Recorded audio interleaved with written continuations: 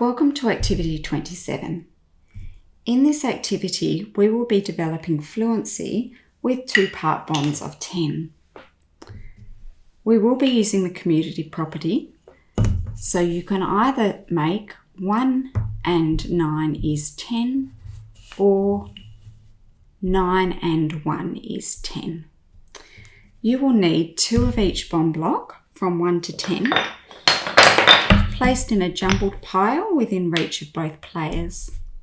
You will also need the 2 blank blocks for one player to use as 5 and 5. The aim of the game is to build the most two-part bonds of 10 in 3 minutes. Let's begin. I have Karis here with me today to play with. Hello? You can go first. Okay. 7. 7 and 3 is 10. 9. 9 and 1 is 10. And it doesn't matter whether I place them in that order or that order because of the commutative property. 3. 3 and 7 is 10.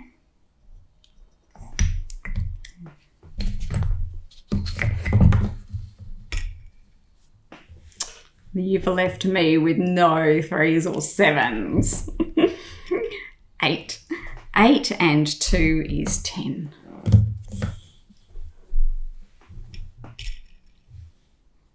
5. 5 and 5 is 10. Lucky there's one left. 5 and 5 is 10.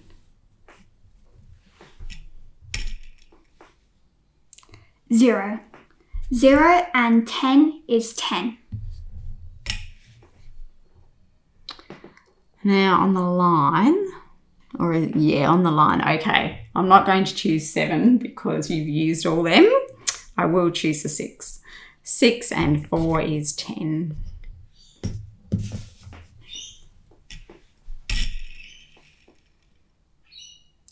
3. I can't do that because I've already got them all. But I am going to make you say the bond. 3 and 7 is 10. Great. My chance to get ahead.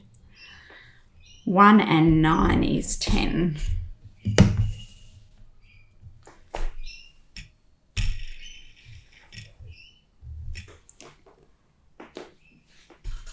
10. 0 and 10 is 10. Great. And it doesn't matter if you say it in the other order. 4. 4 and 6 is 10. Your spin. 4 and 6 is 10, which has been taken from me. There's only this. So then we count up and I've won. I only won by 1 10.